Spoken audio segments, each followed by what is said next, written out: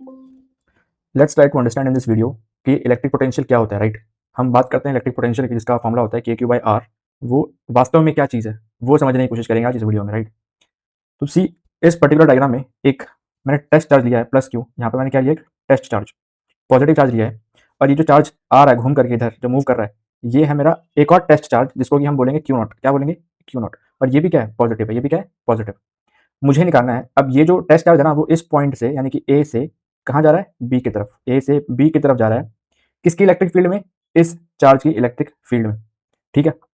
और इसका जो मैग्नीट्यूड है वो है यूनिटी है। इसका मैग्नीट्यूड है यूनिटी, 1। इसका मैग्नीट्यूड जो है वो है 1। अच्छा, अब अगर मैं किसी टेस्ट चार्ज को लूँ और मैं लेट्स से इस पर्टिकुलर रैंडम पॉइंट पे रिलीज कर दूँ, क्या कर दूँ? छोड़ दूँ। मतलब एक पॉजिटिव चार्ज लेके आया, मैंने प्लस क्यू के इलेक्ट्रिक फील्ड में रखा और मैंने उसको छोड़ दिया। तो जब मैंने उसको छोड़ दिया तो नेचुरली क्या वो जो चार्ज होगा, पॉजिटिव चार्ज जो टेस्ट चार्ज है, उसका टेंडेंसी होगा कि वो इस पर्टिकुलर पॉइंट से दूर जाना चाहेगा। कहाँ जाना चाहेगा? दूर।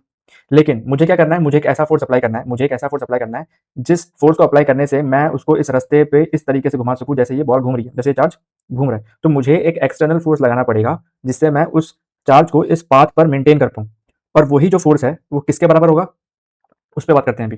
तो ये जो रेड वाला फोर्स है, कौन सा? रेड वाला फोर्स। वो मेरा फोर्स कौन सा होगा? Force due to this charge, due to plus Q charge on Q naught charge, जो कि मेरा टेस्ट चार्ज है। तो ये जो मेरा फोर्स होगा, एफ, रेड वाला एफ इज इक्वल्स टू, वो मेरा हो जाएगा Q not into E. Q not into E. अब ई क्या है? Electric field due to plus Q charge. जो ओरिजिन पे रखा हुआ है मेरा प्लस क्यू चार्ज, उसकी वजह से जो इलेक्ट्रिक फील्ड है वो है मेरी ई। तो उस इलेक्ट्रिक फील्ड की वजह से जो फोर्स लगा है क्यू नॉट के ऊपर, इस मूविंग चार्ज के ऊपर, जो चार्ज दिख रहा है, अगर वो यहाँ पर होता तो उसके ऊपर कौन सा फोर्स लग रहा है? Q not into E. अब जब मुझे इस चार्ज को इसी पाथ पर मेंटेन करना है तो मुझे इसके अपोजिट एक फोर्स लगाना पड़ेगा, जो इतना ही होगा लेकिन अपोजिट डायरेक्शन में होगा। तो मुझे एक फोर्स लगाना पड़ेगा जो कि मैंने ब्लू एरो से बना रखा है, जो होगा अंदर की तरफ, और उसका मैग्नीट्यूड क्या होगा? वो होगा माइनस क्यू नॉट इंटू ई। क्योंकि वो डायरेक्शन में अपोजिट है, तभी मैं उसको इस पाथ पर मेंटेन कर पाऊंगा, ठीक है। अच्छा, इतना आया समझ में। अब इस पर्टिकुलर सेक्शन को मैं ज़ूम कर रहा हूँ और हम जानने की कोशिश करते हैं कि हम वर्क डन कैसे निकाल सकते हैं। अच्छा, पॉइंट ए पर लेट्स से हमारा डिस्टेंस है आर ए, पॉइंट बी पर मेरा पोजीशन वेक्टर और डिस्टेंस कुछ भी बोलो, this is position vector at R B, ये position vector at R A. चलते हैं अभी आगे। अब मैंने इस सेक्शन को जूम करा है, इस सेक्शन को क्या करा है? जूम। अच्छा, फाइन। नाउ जब वो हम देखते हैं कि हमने लिया है स्मॉल लेंथ एलिमेंट डीएल। वो जो चार्ज है वो पॉइंट पी से लेकर के क्यू तक घूम रहा है, मतलब पी से लेकर क्यू तक आ रहा है। तो जो वर्क डन होगा, वो जो स्मॉल वर्क डन होगा, वो वर्क डन क्या होगा? मेरा फोर्स एफ डॉट डीएल। क्या होगा? एफ डॉट डीएल, यानी कि फोर्स का डॉट प्रोडक्ट विद डीएल। इसको हम ऐसे भी लिखते हैं, force into DL cos theta. तो जब मैं कॉस थीटा की वैल्यू निकालूंगा इस डायग्राम से, तो कॉस थीटा क्या होता है? Base upon hypotenuse. तो ये मेरा बेस क्या हो गया? D R. और हाइपोटेन्यूज क्या हो गया? डीएल। तो डी आर बाई डीएल। इससे मुझे एक इक्वेशन मिलेगी, that is D R is equals to D L into cos theta. अब मैं इस टर्म को, ये वाली टर्म है डी एल कॉस थीटा, उसको मैं रिप्लेस कर सकता हूँ डी आर से। तो D W is equals to F into D R. अब यहाँ पर करना क्या है मेरे को? मैंने यहाँ पे ये निकाल दिया कि जो स्मॉल वर्क डन है पी से क्यू ले जाने के लिए, उसको हम लिख सकते हैं एफ डॉट डी आर या फिर एफ इंटू डी आर, जहाँ पे मैंने कॉस थीटा की वैल्यू फाइंड करी और वो सब्स्टिट्यूट करी।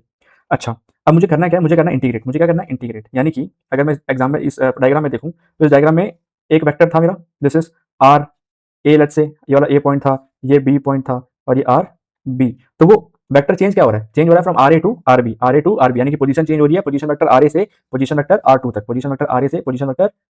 या फिर आर बी तक, ठीक है।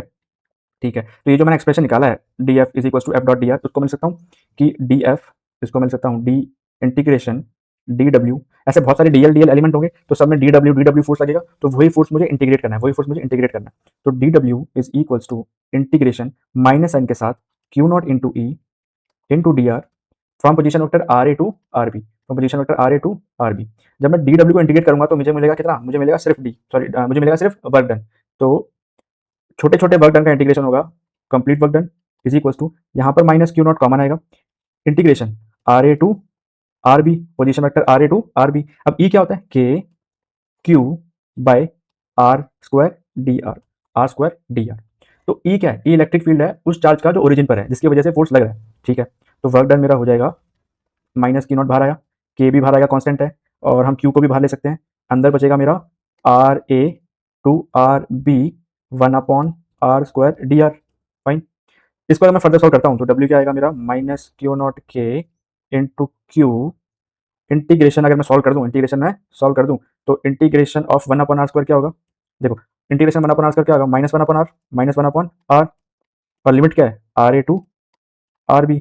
जब मैं इसके लिमिट्स पुट करूंगा तो मेरे को मिलेगा k Q0 into Q with a negative sign, अंदर आएगा upper limit RB minus lower limit minus of minus, यहाँ पे माइनस ऑलरेडी है तो माइनस ऑफ माइनस क्या हो जाएगा? Plus RA। W is equals to minus k Q0 k, bracket में आएगा मेरा क्या? 1/RA minus 1/RB।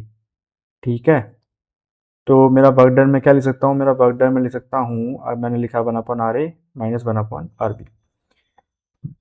अगर मैं क्या करूँ, अगर मैं नेगेटिव साइन अगर मैं लेता हूँ, नेगेटिव को बाहर निकाल लूँ, मैं इस ब्रैकेट से नेगेटिव को बाहर निकाल लूँ तो क्या होगा? k Q0 into Q, negative sign है ऑलरेडी यहाँ पर, मैंने नेगेटिव को बाहर निकाला, -1 को बाहर निकाल दिया तो यहाँ पर हो जाएगा 1/RB minus 1/RA, 1/RB minus 1/RA, minus minus क्या हो जाएगा? पॉजिटिव, तो बचेगा मेरे पास k Q0 into Q 1/RB minus 1/RA।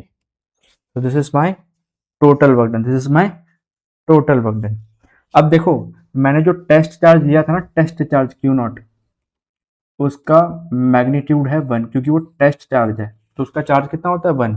तो हम वर्क डन को लिख सकते हैं k Q by RB minus k Q by RA।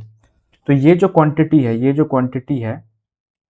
Quantity है, दोनों, ये है मेरा पोटेंशियल एट B एंड ये है पोटेंशियल एट A।